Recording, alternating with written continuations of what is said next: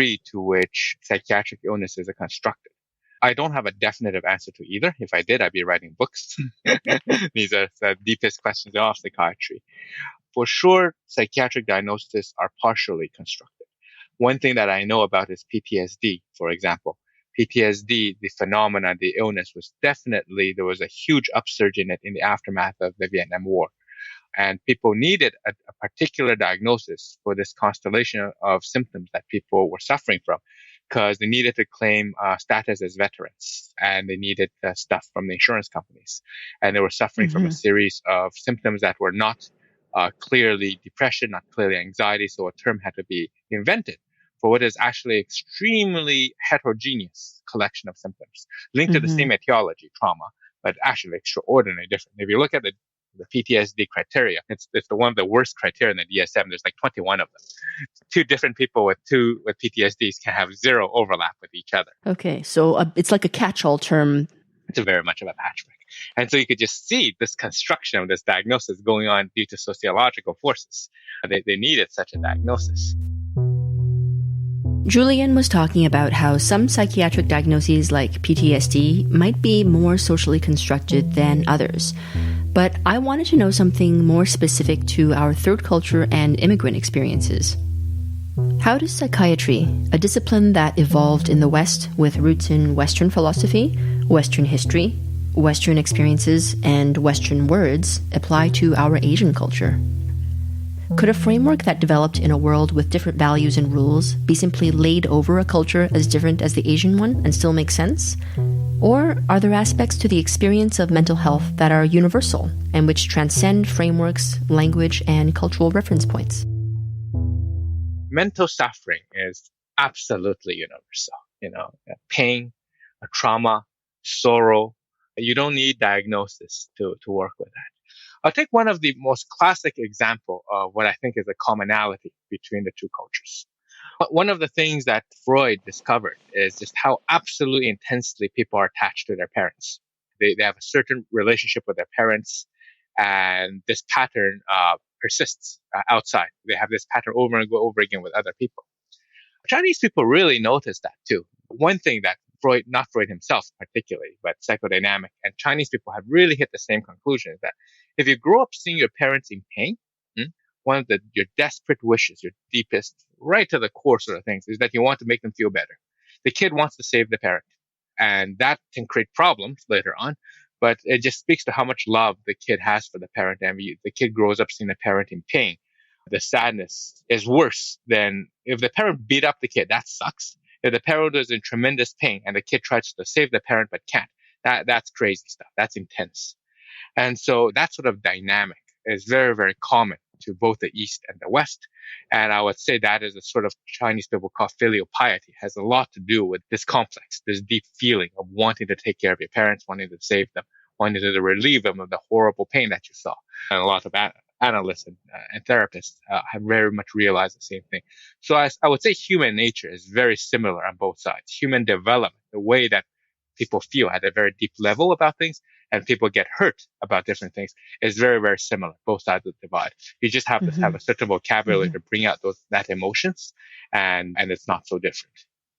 And on the topic of vocabulary, we have a lot of vocabulary in Western psychology to describe the psychodynamic phenomena that people go through.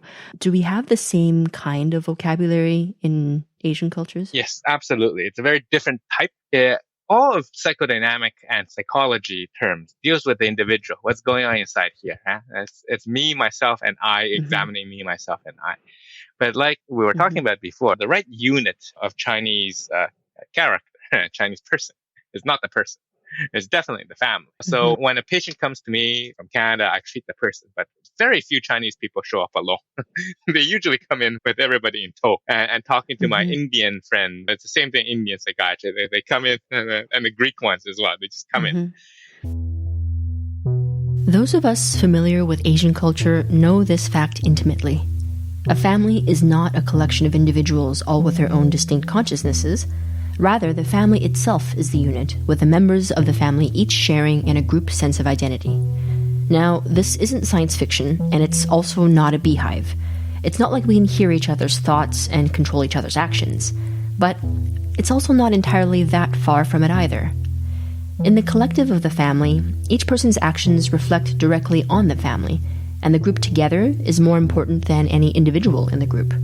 The relationships between the members of the group can often take on qualities of being enmeshed, inextricably tied to each other, in a way that to the outside Western world can seem problematic.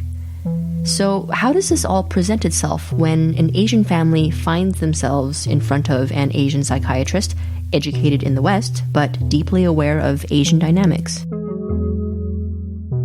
And so the vocabulary used to describe things in Chinese culture is interpersonal, not intrapersonal, not in me, but between people. Mm-hmm. So they bring in a family and then I hate you. No, why can't you do this? Why can't you do that? I really want the best for you. Then why are you attacking me this way? Blah, blah, blah, blah. That conversation, which also happens in Western families, it's not intrapersonal. It's not in one person, but it is the language of psychology in the Chinese culture. It is the language of relationships, language of obligations to each other. And that is how you talk about how people feel. You don't talk about the person feeling inside, you talk how they feel about each other. How they feel about each other, how they relate to each other, how they're obligated to each other. And that way is how you can reach out of some very deep things. Now, I want to ask you a question about this concept of the one unit being a family versus the one unit being an individual, and what that means for people in Asian cultures who are somewhere in between, people like me, where I know that I belong to that family unit, but I'm like already halfway, if not 3/4 of the way out of it. And I am firmly planted in the individualist way of thinking in Western society. But at the same time, I know that there's something else that totally roots me to my family unit, even if it's causing me pain and suffering. So what about those people who are not one or the other? So many of the third culture people. So that obviously applies to myself as well. I don't have a clever answer. If for each of us, it becomes a creative problem that demands a creative and very unique solution. Every human being goes through two individuations. Once as a toddler, they grow into a certain character, and once as a teenager, they grow into a certain character. All immigrants have to do it a third time. Immigration calls for us to individuate, but you have to figure out a certain character, figure out a certain person to be a third time. And that is very hard. I don't have a clever answer. The way I've more or less somewhat figured it out is that I know one step ahead if this is going to work for me or not going to work for me. And I take that step. Then I take another step. I married another Chinese person. I stay in relatively close contact with my parents, but God forbid I'll never let them live with me. They help me take care of the kid. I cook very, very Chinese food. When I talk to patients, when I even think of myself, the vocabulary that readily comes to my head is the psychodynamic vocabulary. It very much is a compromise and a search for solutions for what's worked for me. Well, it's interesting because your notion of what is a creative solution for this mirrors what Esther Perel says about things. She says, don't think of these things as a problem to be solved, but rather a paradox to be managed. And in that way, it somehow alleviates the responsibility of having to find the one right path through your suffering and rather think, well, life is full of these kinds of strange creative challenges that we need to find creative answers to that are constantly changing. Exactly. Deng, the old paramount leader of China, as much as he was complicit in Tiananmen Square, she said that when he was opening up China's economy, right? There's no roadmaps. There's no plan. You tried something. If it worked, that's great. If it didn't work, that was a nice experiment. That's exactly it. Yes. Yeah. Not surprisingly, there wasn't an easy answer as to how to balance my drive toward individualism with my roots in collectivism.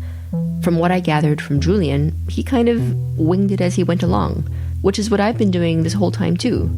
You get an idea of the kind of person you'd like to be, what kinds of things you'd like to experience, and how you want to engage with the world. You try things out, and based on what happens, you do the next thing. Actually, what struck me was that how each of us navigates this balance is actually the most individual expression of all. Even within traditional family and cultural structures, there exists a unique expression of that particular group, which means that the interplay between a certain group and its members exists only in that specific configuration. Despite the fact that it may seem the same on the outside, the relationship I have with my family is different from the relationship that Julian has with his. And similarly, Julian's solution to the creative challenge of being who he is in the context of his family and larger societal culture is going to be quite different from my solution for my own circumstances. In a way, it's liberating and empowering to remember that there are actually no right answers, only the ones we create for ourselves. But we're not finished. I had more questions for Julian. Tune in for part 2 of this episode next time on Beyond Asian. This episode was co-produced by Alex Zharaspayev in Moscow. What do Mozart, Shakespeare, and Da Vinci all have in common? Besides being creative geniuses who left their timeless marks in history, they all had patrons, without whom they wouldn't have had the chance to create their best work. When patrons give financial support, this allows the creator to focus on making things that are valuable not only to their patrons, but to their entire audience base, including those who can't afford to support the creator monetarily. This podcast requires a significant amount of time and resources to produce and to maintain, and I can't tell you how much your support would mean to us in helping to keep our lights on. If you've been touched by our stories, it would mean the world to us to have your support on our Patreon page, patreon.com/beyondasian.